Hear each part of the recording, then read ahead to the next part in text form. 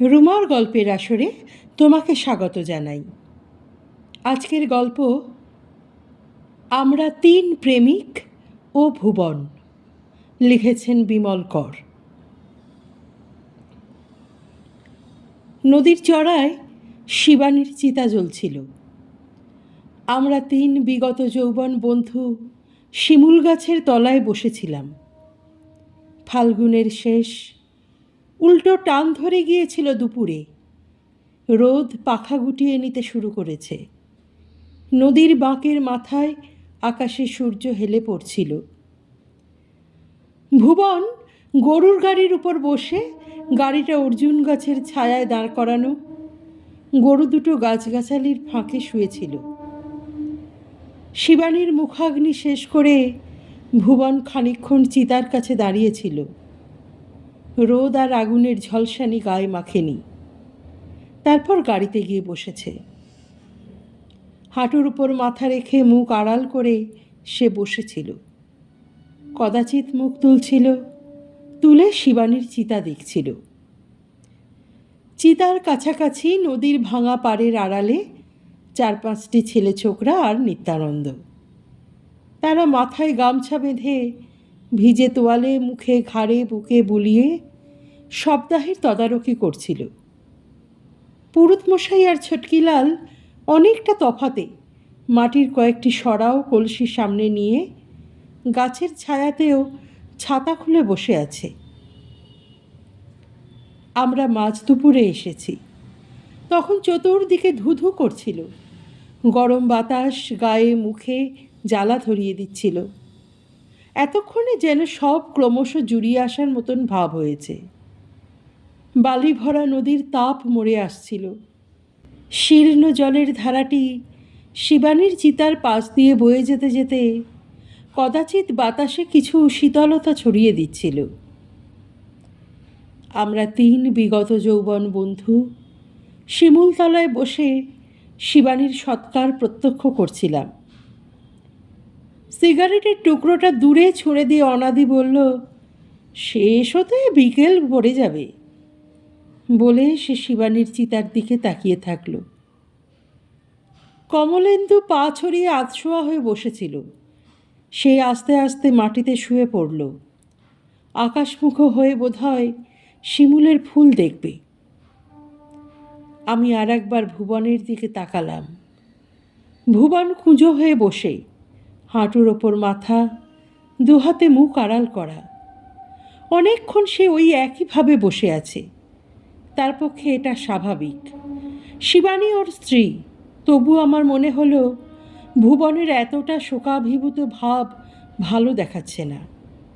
সে জোর করে তার শোকের মাত্রার গভীরতা দেখাতে চাইছে। এতটা শোক পাবার কারণ তার নেই, তবু এই শোক কেন? সে কি আমাকে ঈর্ষান্বিত করতে চায়, কিংবা আমাদের তিনজনকেই? কথাটা আমার এখন বলা উচিত নয় বলতে পেরেও যেন ভুবনের শোকে খুঁত ধরাতে গিয়ে বললাম, শিবানীর সঙ্গে আমার শেষ দেখা হয়েছে মাসখানেক আগে। ভুবনের ওপর কী জন্যে যেন রেগেছিল। ওর শরীর স্বাস্থ্যের কথায় দুঃখ করছিল। আমার কথায় অনাদি মুখ ফিরিয়ে দূরে ভুবনের দিকে তাকালো। কয়েক মুহূর্ত তাকিয়ে শেষে অন্যমনস্কভাবে বলল, আমরা বোধহয় না এলেই ভালো করতাম। আমরা চুপচাপ। অনাদির কথাটা ভাবছিলাম। সবুজ একটা বুনো পাখি চিকিরচিক করে ডাকতে ডাকতে চোখের পলকে আমাদের মাথার উপর দিয়ে উড়ে চলে গেল। কমলেন্দু সব জেনে শুনে বুঝেও হঠাৎ বলল, কেন, আমরা না এলে কি ভালো হতো? অনাদির ধীর স্থির প্রকৃতির। আস্তে আস্তে নিচু গলায় সে কথা বলে। সামান্য অপেক্ষা করে সে বলল, ভুবন হয়তো অস্বস্তি বোধ করছে। ঠিক এই সময় সে বোধহয় আমাদের বাদ দিয়েই তার স্ত্রীকে ভাবতে চেয়েছিল। ভাবুক, কে তাকে বারণ করেছে? খানিকটা অবহেলা, খানিকটা উপহাসের গলায় আমি বললাম। অনাদি আমার দিকে তাকালো। আমরা ওর চোখের সামনে বসে থাকলে ভুবনের পক্ষে আমাদের বাদ দিয়ে শিবানীকে ভাবা মুশকিল। কমলেন্দু শুয়ে শুয়ে বলল, বেশ তো, তাহলে সাত সকালে লোক দিয়ে আমাদের বাড়িতে শিবানীর মারা যাবার খবর পাঠানো কেন? না পাঠালেই পারত, কিংবা বলেই দিলেই পারত আমরা যেন না আসি। আমি বললাম, খবর না দিলে খারাপ দেখাতো, বোধহয় ভদ্রতা করে। আমরাও ভদ্রতা রক্ষা করেছি। শিবানী আমাদের বন্ধুর স্ত্রী, তার সংসারে না আসাই কি ভালো দেখাতো? কমলেন্দু বলল,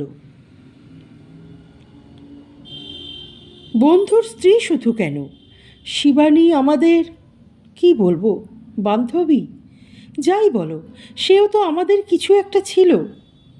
সে মারা গেছে, আমরা শ্মশানে আসবো না? আমি বললাম।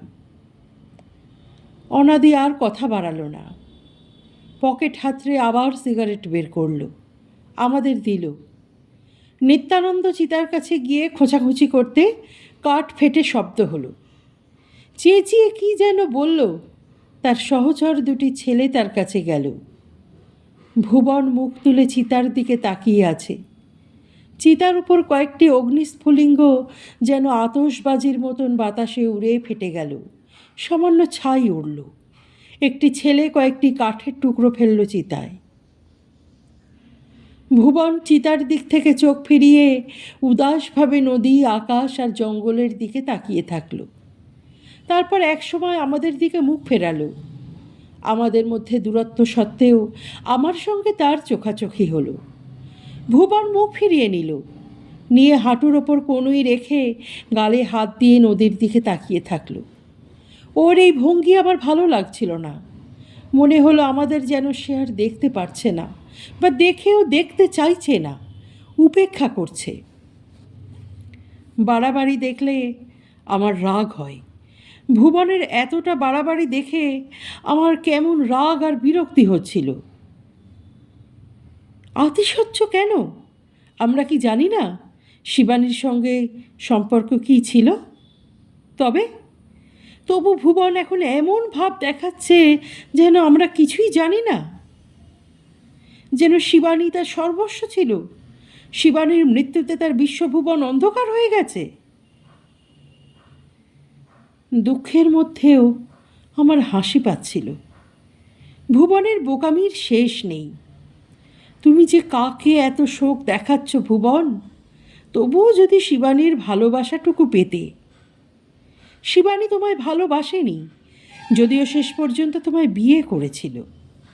তুমি স্বামী হয়েছিলে বলেই যা পাবার পেয়ে গেছো তা ভেবো না, বরং শিবানীর ভালোবাসা বলতে যা, তা আমি পেয়েছিলাম। ফাল্গুনের দমকা বাতাস এলো দক্ষিণ থেকে। নদীর তপ্ত বালির উপর দিয়ে ঘূর্ণি তুলে ঘোলাটে বাতাস নাচতে নাচতে জঙ্গলের দিকে চলে গেল। ভুবন আবার হাঁটুর মধ্যে মাথা গুঁজে হাত আড়াল করে বসল, যেন সে কাঁদছে। ভুবনের এত আতিশয্য আর আমার সহ্য হচ্ছিল না।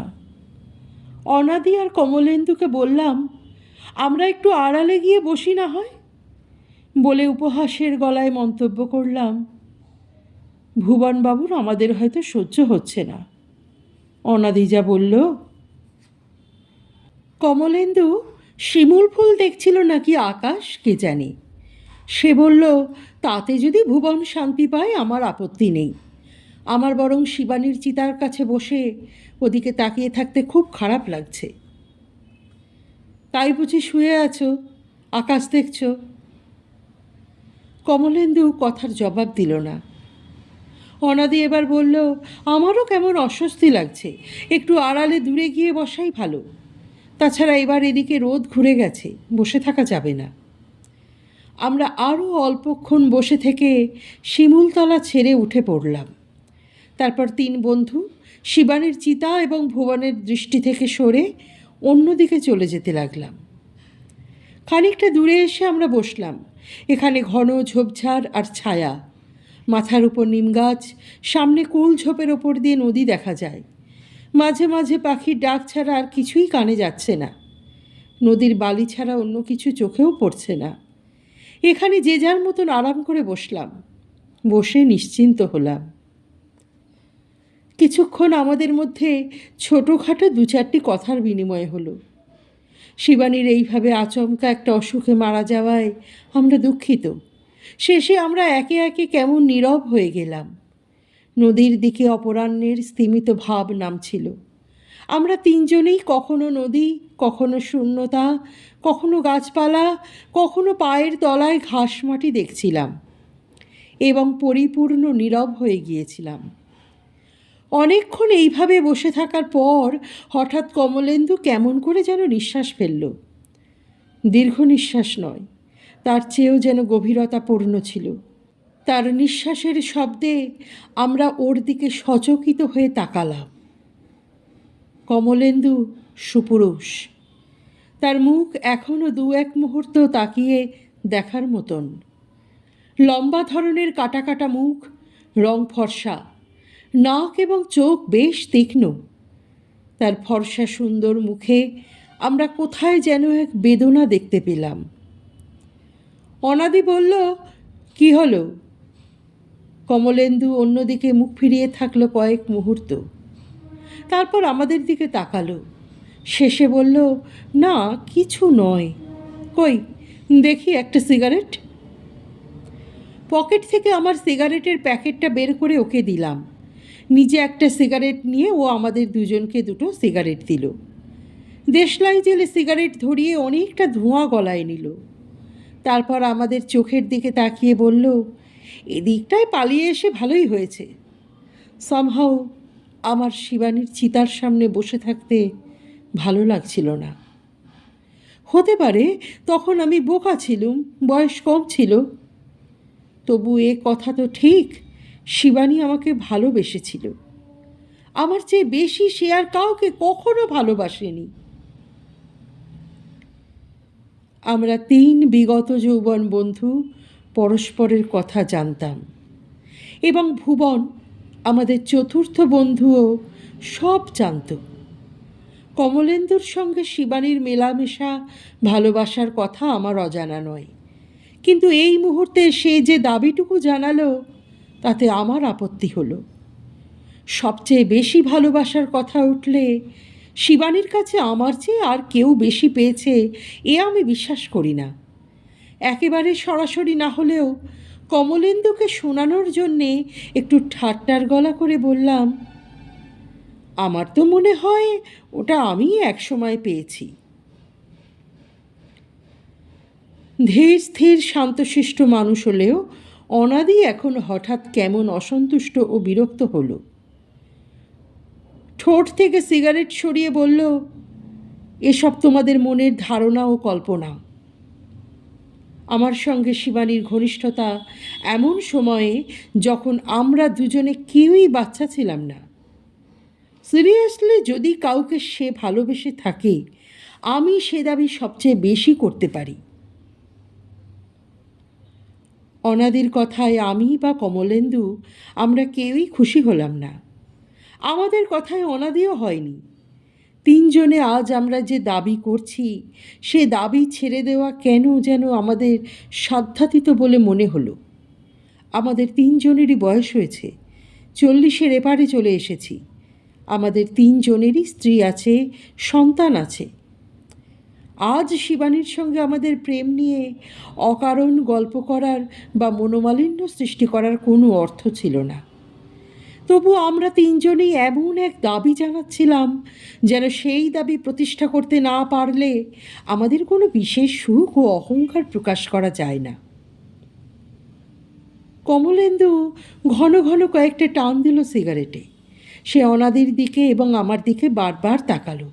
তারপর সিগারেটের টুকরোটা ফেলে দিয়ে বলল, আমার সঙ্গে শিবানীর ওপর মেলামেশা তোমরা দেখেছ। আমি তোমাদের সেসব গল্পও বলতাম, চিঠিপত্রও দেখিয়েছি, কিন্তু ভেতরে ভেতরে আমাদের কি হয়েছিল তোমরা কি করে জানবে? ভেতরে ভেতরে যা হয়েছে তাও তো পরে তুই বলেছিস, আমি বললাম। না, আমি সব বলিনি, কিছু না বলা আছে, সামথিং সিক্রেট। সেরকম গোপনীয়তা আমারও আছে কমল, অনাদি বলল। আমারও গোপনীয়তা ছিল। আমরা তিন বাল্যবন্ধু পরস্পরের কাছে জীবনের কোনো কিছুই বড় একটা অগোচর রাখতাম না। শিবানীর বেলায়ও কিছু রাখিনি, রাখতে চাইনি। তবু শেষ পর্যন্ত নিশ্চয় কিছু রেখেছিলাম, নয়তো আজ কথা উঠত না। শিবানীর সঙ্গে মেলামেশার সময়ও আমরা কেউ কারোর প্রতি ঈর্ষান্বিত হইনি। কেননা কমলেন্দু শিবানীর সঙ্গে কৈশোরে ও প্রথম যৌবনে মেলামেশা করেছিল, করে শিবানীর কাছ থেকে দূরে সরে গিয়েছিল। শিবানীর সঙ্গে আমার ঘনিষ্ঠতা একেবারে যৌবন বেলায়। আমার সঙ্গে শিবানীর ছাড়াছাড়ি হয়ে যাবার পর অনাদির সঙ্গে শিবানীর সম্বন্ধ গড়ে উঠেছিল। শিবানীও আমাদের বাল্যকালের বান্ধবী। তার সঙ্গে আমাদের যা যা হয়েছে তা পরস্পরকে আমরা জানিয়েছি। স্বভাবতই কোনো ইতর ঈর্ষা আমাদের থাকার কথা নয়। তবু যদি কোনো ঈর্ষা থেকে থাকে বা হয়ে থাকে, তা তেমন কিছু নয়। নয়তো আমাদের মধ্যে মনোমালিন্য ঘটত এবং আমাদের এই বন্ধুত্ব বজায় থাকত না। এতকাল যা হয়নি আজ তা সম্ভব নয়, উচিতও নয়। শিবানীকে নিয়ে কোনো বিরোধ আমাদের মধ্যে হয়নি। সে জীবিত থাকতে যা হলো না, আজ যখন সে আমাদের মধ্যে আর নেই, তখন তা হবার কোনো সঙ্গত কারণ থাকতে পারে না। আমার কীরকম যেন মনে হলো। কমলেন্দুর দিকে তাকালাম, তারপর অনাদির দিকে। আমার মনে হলো ওরা নিজেদের গোপনীয়তাকে তাদের প্রতি শিবানীর চরম ভালোবাসার নিদর্শন হিসাবে মনে করছে।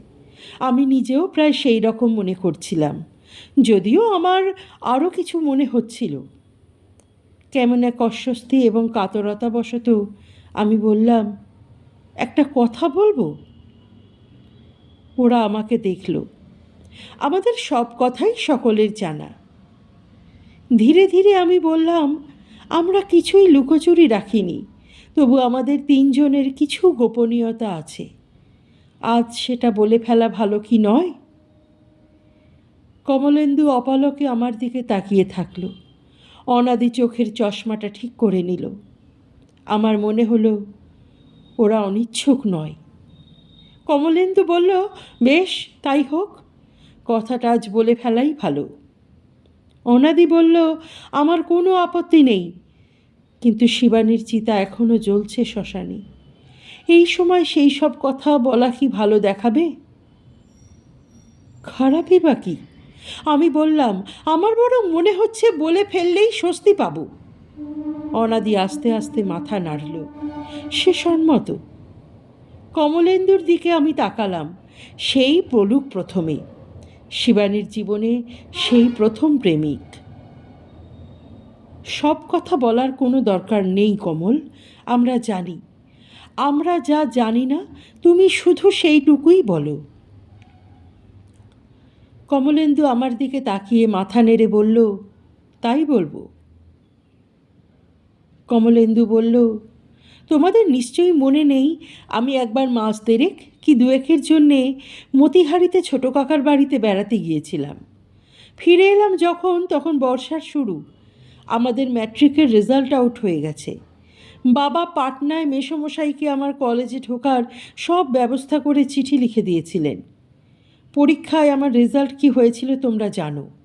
কলেজে পড়তে যাওয়ার আনন্দে তখন খুব মশগুল হয়ে আছি।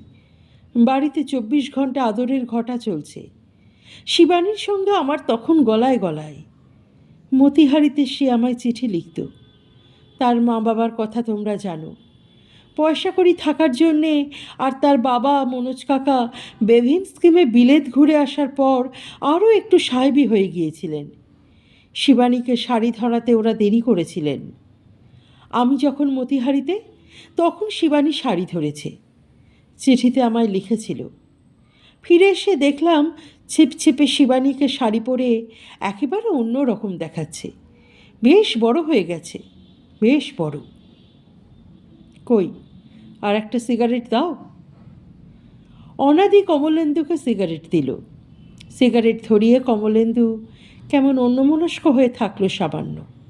তারপর বলল, একদিন বিকেলবেলা সাংঘাতিক বৃষ্টি নেমেছিল। যেমন ঝড় তেমনই বৃষ্টি। এক একটা বাজ পড়ছিল, যেন মনে হচ্ছিল ঘরবাড়ি গাছপালায় আগুন ধরিয়ে ছাই করে দেবে। আর তেমনই আকাশ, পাকা জামের মতন কালো। দেখতে দেখতে যেন সন্ধে। দোতলায় আমার ঘরে আমি জানলা দরজা সমস্ত বন্ধ করে বসে। একটা জানালা, যেটা দিয়ে ছাঁট আসছিল না, সেটা খুলে রেখেছিলাম। উল্টো দিকে শিবানীদের বাড়ি। শিবানীর মা লতিকা কাকিমার শোবার ঘরের গায়ে শিবানীর ঘর। আমার ঘর থেকে শিবানীর ঘর দেখা যায়, কিন্তু খানিকটা দূর। আমরা আমাদের ঘরে বসে বসে জানালায় দাঁড়িয়ে হাত টাত নেড়ে হাসি তামাশা করছিলাম। কখনো কখনো ঝড় বৃষ্টির মধ্যে চেঁচিয়ে চেঁচিয়ে কিছু বলছিলাম। শব্দ বড় একটা পৌঁছচ্ছিল না। আমি অনেকক্ষণ ধরে শিবানীকে ডাকছিলাম, ইয়ার্কি করেই। তাকে ইশারা করে বলছিলাম শাড়ি পরে মাথায় ঘোমটা দিয়ে চলে আসতে। শিবানী আমায় বুড়ো আঙুল দিয়ে কাঁচকলা দেখাচ্ছিল। এই রকম করতে করতে একেবারে সন্ধে হয়ে এলো। পেয়ারা গাছের ডালের পাশ দিয়ে শিবানীর ঘরের অনেকটাই চোখে পড়ে আমার। সে আমায় দেখিয়ে দেখিয়ে জানালায় বসে চুল বেঁধেছে। একটা শাড়িও আলনা থেকে এনে দেখিয়েছে। দূর থেকে রংটা বুঝতে পারিনি। সন্ধ্যের মুখে সব যখন অন্ধকার, আমি নিচে থেকে বাতি আনতে যাব, দরজায় দুমদুম শব্দ। খুলে দেখি শিবানী, হাতে বাতি। সে ওই বৃষ্টির মধ্যে এবারই চলে এসেছে। নিচে আসার সময় মা তার হাতে বাতি দিয়ে দিয়েছে। শিবানী এইটুকু আসতেই খানিকটা ভিজে গিয়েছিল। হাত পা মাথা শাড়ির আঁচল বেশ ভিজেছে। লণ্ঠনটা আমার হাতে দিয়ে শিবানী তাড়াতাড়ি দরজা বন্ধ করে দিল। জলের ছাঁট আসছিল। আমি আলনায় ঝুলানো আমার একটা জামা এনে ওর ভিজে হাত মাথা ঘাড় মুছিয়ে দিতে লাগলাম। ওর মাথার চুল অনেকটা ভিজে গিয়েছিল বলে শিবানী তার লম্বা বিনুনি খুলে ফেলছিল। ওকে আমি পড়ার টেবিলের সামনে চেয়ারে বসিয়ে দিয়ে ভিজে পা দুটি মুছিয়ে দিতে গেলাম, ইয়ার্কি করেই। ও পা দুলোতে লাগলো, হাসতে লাগলো। শিবানী ততক্ষণে মাথার চুল খুলে ঘাড়ে পিঠে ছড়িয়ে দিয়েছে। তারপর আমরা লণ্ঠনের আলোয় বসে গল্প করতে লাগলাম। শিবানীর গানের মাস্টার ছিল। সে যে একসময় মোটামুটি ভালো গাইতো তা তোমরাও জানো। শিবানীকে একটা গান গাইতে বললাম। শিবানী যে গানটা গাইল তা আমার এখনও মনে আছে। আমি অনেকবার সে গান শুনেছি, কিন্তু সেদিনের মতন আর কখনো নয়।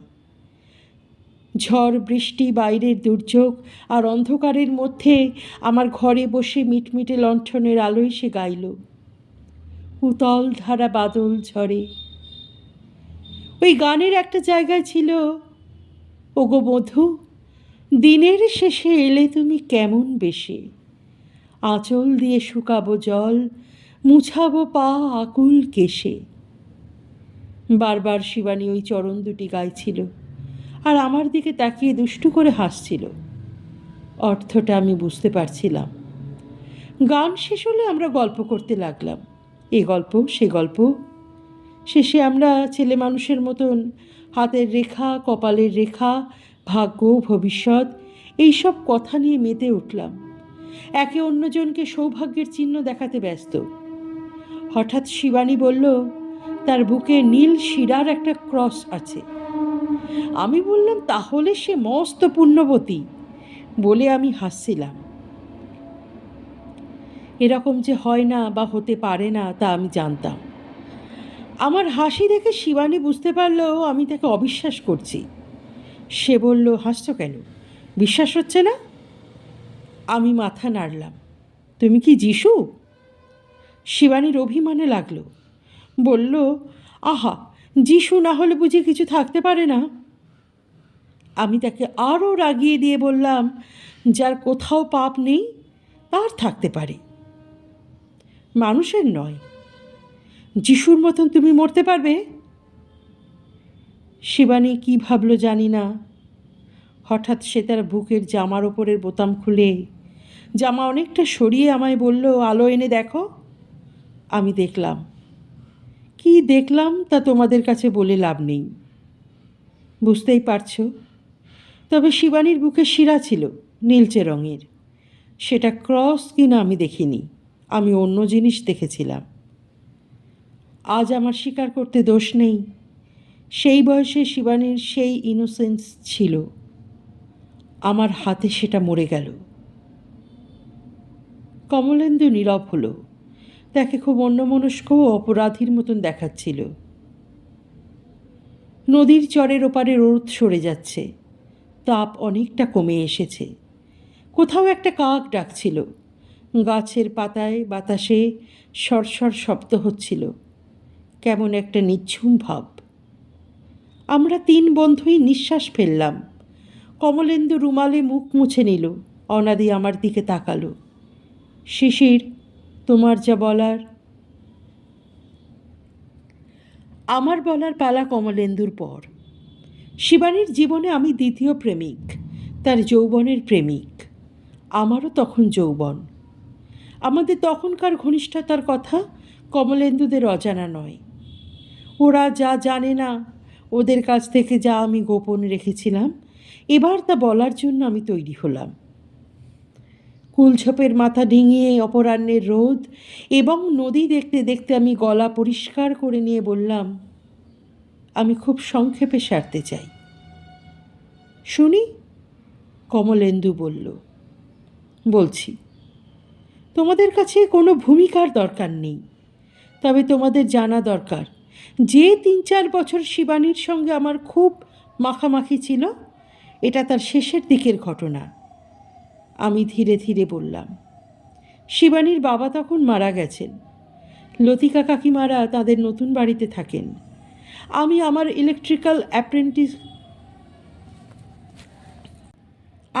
ইলেকট্রিক্যাল অ্যাপ্রেন্টিসশিপ শেষ করে পাওয়ার হাউসের চার্জে রয়েছি। শিবানীর সঙ্গে আমার সম্পর্ক তখন এমন অবস্থায় যে তোমরাও ভাবতে আমি তাকে বিয়ে করব। লতিকা কাকিমাও ভাবতেন। শিবানীরও তাতে সন্দেহ ছিল না। সন্ধেবেলা ওদের বাড়ি গিয়ে আমাকে তখন বাইরে বারান্দায় অপেক্ষা করতে হতো না। সোজা ড্রয়িং রুমের পর্দা সরিয়ে বাঁদিকের দরজা দিয়ে শিবানীর শোবার ঘরে চলে যেতে পারতাম। গল্প গুজব, গান বাজনা, খাওয়া দাওয়া সেরে যখন বাড়ি ফিরতাম, তখন রাত হয়ে গেছে। শিবানী আমাকে ফটক পর্যন্ত এগিয়ে দিয়ে যেত, আর প্রায় রোজই ফেরার সময় ফটকের কাছে করবি ঝোপের আড়ালে দাঁড়িয়ে সে আমায় চুমু খেত। শিবানীকে দেখতে যে খুব সুন্দর ছিল তা আমার কখনো মনে হয়নি। তার গায়ের রং, চোখ মুখের ছাদ আমার পছন্দ ছিল না, কিন্তু তার শরীর আমার ভীষণ পছন্দ ছিল। তাদের বাড়ির আবহাওয়ার যে স্বাধীনতা, সপ্রতিভ খোলামেলা আচরণ ছিল, তাও আমার খুব পছন্দ ছিল। নতুন ধরনের রুচি, পরিচ্ছন্নতা, বেশবাসের সৌন্দর্য, এইসবের জন্য আর শিবানীর তখনকার শরীরের জন্য তাকে আমার ভালো লাগতো। শিবানীর সেই যৌবন বয়সে তোমরা তো জানো, মনে হতো তার সমস্ত অঙ্গ প্রত্যঙ্গ যেন ফেটে পড়ছে। একদিন, সেটা শীতকাল, লতিকা কাকিমা তাদের মহিলা সমিতির মিটিংয়ে গিয়েছিলেন। বাড়িতে চাকর আর ঝি ছিল। ঝিটার ঠান্ডা লেগে অসুখ করেছে, সে শুয়ে আছে। শিবানীর শোবার ঘরে বসে আমরা গল্প করছিলাম। জানুয়ারি মাস, প্রচণ্ড শীত, ঘরে জানালা টানালা সবই বন্ধ ছিল। সাধারণ একটা কথা নিয়ে আমরা দুজনেই হাসছিলাম। হাসতে হাসতে শিবানী বিছানায় গিয়ে লুটিয়ে পড়ল। সে এমনভাবে লুটিয়ে পড়েছিল যে তার একটা হাত মাথার ওপর দিয়ে বালিশে পড়েছে, অন্য হাতটা তার কোমরের কাছে বিছানায় অলসভাবে পড়ে আছে, তার মুখ সিলিংয়ের দিকে। মাথার উপর হাত থাকার জন্যে তার বুকের একটা পাশ আরও স্ফীত হয়ে উঠেছে। শিবানীর কোমরের তলা থেকে পা পর্যন্ত বিছানা থেকে মাটিতে ধনুকের মতন বেঁকে, কিংবা বলা ভালো ঢেউয়ের মতন ভেঙে পড়েছে। বিছানার উপর যে সুজনিটা ছিল কালচে লাল, তাতে গোলাপের মতন নকশা। শিবানীর পরনের শাড়িটা ছিল সিল্কের, তার রঙটা ছিল সাদাটে। ওর ভাঙা শরীরে বা আছড়ে পড়া শরীরের দিকে তাকিয়ে আমার আত্মসংযম নষ্ট হয়ে গেল। ঘরের বাতি নিভিয়ে দিয়ে আমি যখন তার গায়ের পাশে, সে আমায় যেন কেমন করে ফিসফিস গলায় গরম নিঃশ্বাসের সঙ্গে জিজ্ঞেস করল, আমি কবে তার মাকে কথাটা বলল। আমি তখন যে কোনো রকমের ধাপ্পা দিতে রাজি, বললাম, কালই বলবো, কাল পরশুর মধ্যেই। শিবানী অন্ধকারের মধ্যেই সুখে, আনন্দে, উত্তাপে সর্বাঙ্গে গলে যেতে শুরু করলো। সে কতবার করে বলল সে আমায় ভালোবাসে। আমি কতবার করে বললাম আমিও তাকে ভালোবাসি। তারপর ঘরের বাতি জ্বালা হয়ে গেলে আমি শিবানীর ময়লা রং, ছোট কপাল, মোটা নাক, সামনের বড় বড় দাঁত, পুরো ঠোঁটের দিকে তাকিয়ে মুখ নিচু করে পালিয়ে এলাম। তারপর থেকেই আমি পালিয়েছি। আমি থেমে গেলাম। আমার গলার কাছে একটা শীষের ডেলা যেন জমে গিয়েছে। চোখ ফেটে যাচ্ছিল। কি যে অনুশোচনা, আজ কেমন করে বলবো। নদীর ওপারে বনের মাথায় রোদ চলে গেছে। ছায়া পড়ে গেছে নদীর চর জুড়ে। ফাল্গুনের বাতাস দিচ্ছিল। ঝাঁক বেঁধে পাখিরা উড়ে আসতে শুরু করেছে। সমস্ত জায়গাটা অপরাহ্নের বিষণ্ণতায় ক্রমশ মলিন হয়ে আসছে। আমাদের 3 বন্ধুর নিঃশ্বাস পড়ল। আমি সিগারেটের প্যাকেট বের করলাম, মুখ মুছলাম কোঁচায়। 3 জনে সিগারেট ধরিয়ে নিলাম। এবার অনাদির পালা। শিবানীর জীবনের 3য় প্রেমিক। অনাদির দিকে তাকালাম আমরা। অনাদি প্রায় আধখানা সিগারেট শেষ করল। কোনো কথা বলল না। শেষে মাটির দিকে তাকিয়ে কথা শুরু করল। শিবানীর সঙ্গে আমার ঘনিষ্ঠতা যখন হয়েছে তখন আমরা কেউই বাচ্চা নেই। আমার বয়স 33 পেরিয়ে গিয়েছিল, শিবানী প্রায় 30। লতিকা কাকিমা তখন আর ঠিক বেঁচে থাকার মতন অবস্থায় নেই। সেই আর্থ্রাইটিসের অসুখে পঙ্গু, শয্যাশায়ী। আমি ব্যাংকে অ্যাকাউন্ট্যান্ট হয়েছি নতুন। তোমরা ভাই জানো, মহেশ্বরী যখন কন্ট্রাক্টরি ব্যবসায় নামলো তখন আমি তার পেছনে ছিলাম। তার সঙ্গে আমার ভেতরে ভেতরে কথা ছিল। তার লাভের একটা পার্সেন্টেজ আমায় দেবে। আমি ব্যাংকে তার সব রকম সুবিধে করে দেব। প্রথম প্রথম মহেশ্বরীর কাছ থেকে বেমক্কা 2-400 পেতাম। ব্যাংকে আমি তার সুবিধে টুবিধের মাত্রাও বাড়াতে লাগলাম। মামা ম্যানেজার, যদিও নিজের মামা নয়। মামাকে আমি নানানভাবে ইনফ্লুয়েন্স করতাম, কিন্তু মহেশ্বরী শেষে আমায় ডুবিয়ে দিল। বিশ্রী এক অবস্থায় পড়লাম। ব্যাপারটা এমন ঘোরালো হয়ে দাঁড়ালো যে আমার পক্ষে কোথাও আর আইনের ফাঁক থাকলো না। শিবানীর সঙ্গে আমার তখন মেলামেশা। সত্যি কথা বলতে কি, আমার তখন এমন কাউকে দরকার যে আমায় অর্থ সাহায্য করতে পারে। অন্তত একটা জামিন থাকলেও আমার পক্ষে একটু সুবিধে হয়। শিবানীদের নিজেদের বাড়িঘর, জমি, লতিকা মাসিমার, মানে আমি তাকে মাসিমা বলতাম, কিছু টাকা এবং অলংকার ছিল। নিজেকে বাঁচাবার জন্য শিবানীদের শরণাপন্ন হবার কথা ভাবছিলাম। লতিকা মাসি মারা গেলে সমস্ত সম্পত্তি শিবানীর হবে। তাছাড়া লতিকা মাসিমা বেঁচে থাকতেও যদি শিবানীর সঙ্গে আমার তেমন একটা সম্পর্ক দেখতে পান, তিনি আমায় বিপদ থেকে পরিত্রাণ করতে পারেন। বেশি বলে লাভ নেই। আমি শিবানীর সঙ্গে যে ধরনের সম্পর্ক পাতালাম তাতে মনে হবে আমরা যেন স্বামী স্ত্রী। আমি শিবানীর অঙ্গস্পর্শ করিনি, মানে সেভাবে নয়, আমার তাতে আগ্রহ ছিল না। অথচ আমি শিবানীদের বাড়িতে সারা দিনও থেকেছি। তাদের বাড়িতে থেকেছি, খেয়েছি, বিছানায় শুয়েছি, লতিকা মাসিমার জন্য ডাক্তার, ওষুধপত্রের ব্যবস্থা করেছি। শিবানীর ও তাদের সংসারে তদারকি করেছি। আমার ওপর লতিকা মাসিমার সুনজর পড়ল। শিবানী প্রথম প্রথম আমায় কী ভাবত জানি না, পরে সে আমার ওপর নির্ভর ও বিশ্বাস করতে লাগলো। তখন চাকরিতে আমার গণ্ডগোল বেঁধে গেছে। মামার জোরে তখনও জেলে যায়নি, কিন্তু মহেশ্বরীকে মামলায় জড়িয়ে পড়তে হয়েছে। শরীর খারাপের অজুহাতে আমি ছুটি নিয়েছি পুজোর মুখে। আমার বাড়ি বলতে এক মা, বাড়ির সঙ্গে সম্পর্ক তুলেই দিয়েছিলাম। ছুটি নিয়ে শিবানীদের বাড়িতে পড়ে আছি। দুশ্চিন্তায় খাওয়া নেই, ঘুম নেই, চোখ মুখ শুকিয়ে হলুদ হয়ে গেছে। এমন একদিন বিকেল থেকে লতিকা মাসিমার খুব বাড়াবাড়ি অবস্থা হলো। ডাক্তার ডেকে আনলাম। ওষুধপত্র চলতে লাগলো নতুন করে। সেদিন সন্ধ্যের পর লতিকা মাসির অবস্থা যখন একটু ভালো হলো, আমি বাইরে শিবানীদের বাড়ির বাগানে একা একা ঘুরে বেড়াচ্ছিলাম অন্ধকারে। এমন সময় কখন শিবানী পাশে এসে দাঁড়ালো। দু চারটে কথার পর সে বলল, আমি আর কতদিন এইভাবে দুশ্চিন্তা দুর্ভাবনা নিয়ে বসে থাকব। আমি তখন জামিন এবং টাকার কথা বললাম। শিবানী কিছু না ভেবেই বলল, লতিকা মাসির কাছে সে সব বলবে। আমরা দুজনেই তখন একটা শিউলি গাছের কাছে দাঁড়িয়েছিলাম। অনেক দিন পরে হঠাৎ আমার নাকে শিউলি ফুলের গন্ধ লাগলো। আমি শিবানীর হাত টেনে নিয়ে কৃতজ্ঞতায় কেঁদে ফেলেছিলাম। আমার সেই কান্না কুকুরের মতন। শিবানী আমায় সান্ত্বনা দিল। পরে বলল, এই ঘর বাড়ি টাকা এইসব মা আমার ভবিষ্যৎ ভেবে রেখেছে। যার কাছে আমায় আশ্রয় জুটবে এসব তারই। তুমি তো এসবই তোমার নিজের ভাবতে পারো। আমি সে রাত্রে অনেকটা নিশ্চিন্ত হলাম। লতিকা মাসিমা আমার তরফে জামিন দাঁড়ালেন। কিছু টাকাও আমায় তিনি দিয়েছিলেন। শেষ পর্যন্ত মহেশ্বরী মামলার এমন এক অবস্থায় পড়ল যে তাকে সরিয়ে রাখা টাকা বের করে দিতে হলো। আমার গণ্ডগোলটাও মিটে গেল। লতিকা মাসি অবশ্য আরও কয়েক মাস বেঁচেছিলেন, কিন্তু শিবানী ভবিষ্যতের জন্য আমার উপর নির্ভর করতে চেয়েছিল। সে ভার আমি নিইনি, তাকে আশ্রয়ও দিইনি। শিবানীকে ঠিক বিয়ে করার মতন মেয়ে আমার কোনোদিনই মনে হয়নি। অনাদি চুপ করল।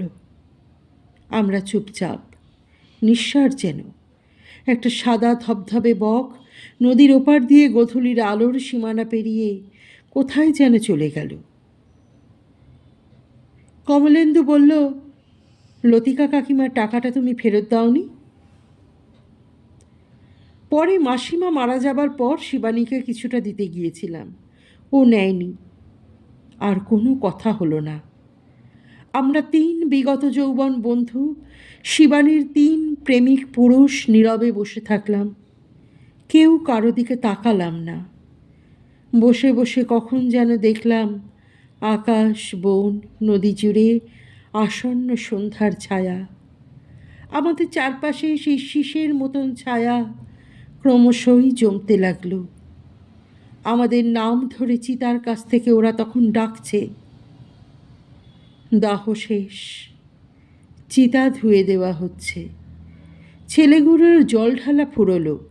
এবার আমরা নদী থেকে মাটির কলসিতে জল ভরে এনে কমলেন্দু শিবানীর ভিজে চিতায় ঢেলে দিল।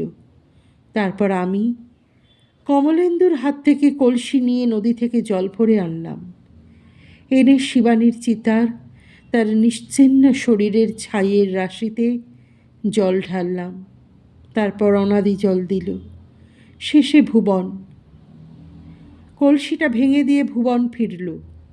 আমরা কেউ আর পিছু ফিরে তাকাবো না। আমরা এগিয়ে চলেছি। ওরা মানে পুরুত মশাই আর ছেলেরা আমাদের আগে আগে গরুর গাড়িটায় চলেছে। চাকার করুণ শব্দ। আমরা 4 বন্ধু পাশাপাশি। ভুবনকে আমাদের পাশে পাশে হেঁটে যেতে দেখে আমাদের অস্বস্তি হচ্ছিল। ও বড় ক্লান্ত, অবসন্ন। মনে হলো যেন ঠিক পা ফেলতে পারছে না। আমরা তাকে গরুর গাড়ির ওপর বসিয়ে দিলাম জোর করে। সে আমাদের দিকে মুখ করে গরুর গাড়িতে বসে থাকলো উদাস দৃষ্টিতে। এমন সময় চাঁদ উঠে গেল, শুক্লপক্ষ। আজ বুঝি ত্রয়োদশী। নদীর পিছনে দুপাশের জঙ্গল গুটানো পাখার মতন দুপাশে নেমে গেছে। সামনে উঁচু নিচু কাঁচা রাস্তা। জ্যোৎস্না ধরেছে বনে। ঝিল্লি রব ঘন হয়ে এলো। ফাল্গুনের বাতাস বইছে।